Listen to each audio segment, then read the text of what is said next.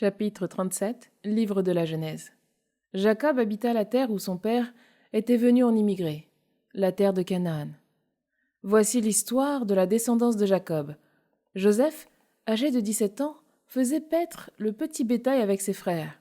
Le jeune homme accompagnait les fils de Bila et les fils de Zilpa, femme de son père. Il fit part à leur père de la mauvaise réputation de ses frères. Israël, c'est-à-dire Jacob, aimait Joseph plus que tous ses autres enfants, parce qu'il était le fils de la vieillesse. Et il lui fit faire une tunique de grand prix. En voyant qu'il leur préférait Joseph, ses autres fils se mirent à détester celui-ci, et ils ne pouvaient plus lui parler sans hostilité. Joseph eut un songe et le raconta à ses frères, qui l'en détestèrent d'autant plus. « Écoutez donc, leur dit-il, le songe que j'ai eu. Nous étions en train de lier des gerbes au milieu des champs, et voici que ma gerbe se dressa et resta debout. Alors vos gerbes l'ont entourée et se sont prosternés devant ma gerbe. » Ses frères lui répliquèrent : « Voudrais-tu donc régner sur nous, nous dominer ?» Ils le détestèrent encore plus, à cause de ses songes et de ses paroles. Il eut encore un autre songe et le raconta à ses frères. Il leur dit : « Écoutez, j'ai encore eu un songe.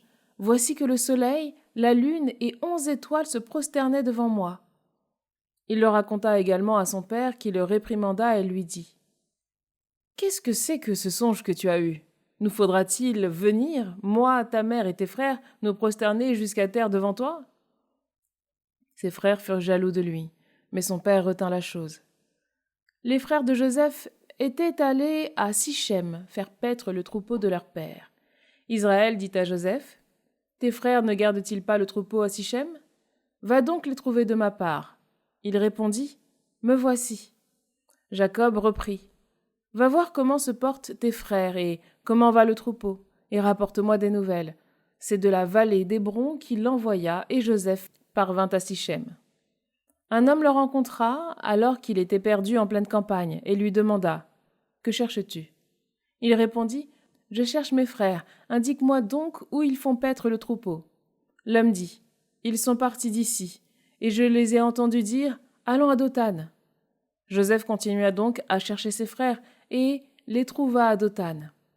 Ceux-ci l'aperçurent de loin, et, avant qu'il arrive près d'eux, ils complotèrent de le faire mourir. Ils se dirent l'un à l'autre : « Voici l'expert en songes qui arrive, c'est le moment. Allons-y, tuons-le et jetons-le dans une de ces citernes. Nous dirons qu'une bête féroce l'a dévoré et on verra ce que voulaient dire ces songes. » Mais Rouben les entendit et voulut le sauver de leurs mains. Il leur dit : « Ne touchons pas à sa vie. » Et il ajouta : « Ne répandez pas son sang. Jetez-le dans cette citerne du désert, mais ne portez pas la main sur lui. » Ils voulaient le sauver de leurs mains et le ramener à son père. Dès que Joseph eut rejoint ses frères, ils le dépouillèrent de sa tunique, la tunique de grand prix qu'il portait. Ils se saisirent de lui et le jetèrent dans la citerne, qui était vide et sans eau. Ils s'assirent ensuite pour manger. En levant les yeux, ils virent une caravane d'Ismaélites qui venait de Galaad. Leurs chameaux étaient chargés d'aromates, de baumes et de myrrhe qu'ils allaient livrer en Égypte. Alors Juda dit à ses frères : « Quel profit aurions-nous à tuer notre frère et à dissimuler sa mort ? Vendons-le plutôt aux Ismaélites, et ne portons pas la main sur lui, car il est notre frère, notre propre chair. » Ses frères l'écoutèrent. Des marchands madianites, qui passaient par là, retirèrent Joseph de la citerne. Ils le vendirent pour 20 pièces d'argent aux Ismaélites, et ceux-ci l'emmenèrent en Égypte. Quand Rouben revint à la citerne, Joseph n'y était plus. Il déchira ses vêtements, revint vers ses frères et dit : « L'enfant n'est plus là.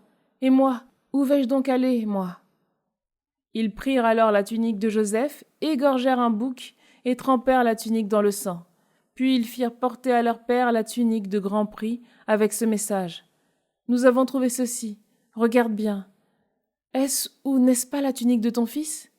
Il la reconnut et s'écria : « La tunique de mon fils ! Une bête féroce a dévoré Joseph. Il a été mis en pièces. » Jacob déchira ses vêtements, mit un sac sur ses reins et porta le deuil de son fils pendant de longs jours. Ses fils et ses filles se mirent tous à le consoler, mais il refusait les consolations en disant : « C'est en deuil que je descendrai vers mon fils, au séjour des morts. » Et son père le pleura. Quant aux Madianites, ils le vendirent en Égypte à Putiphar, dignitaire de Pharaon et grand intendant.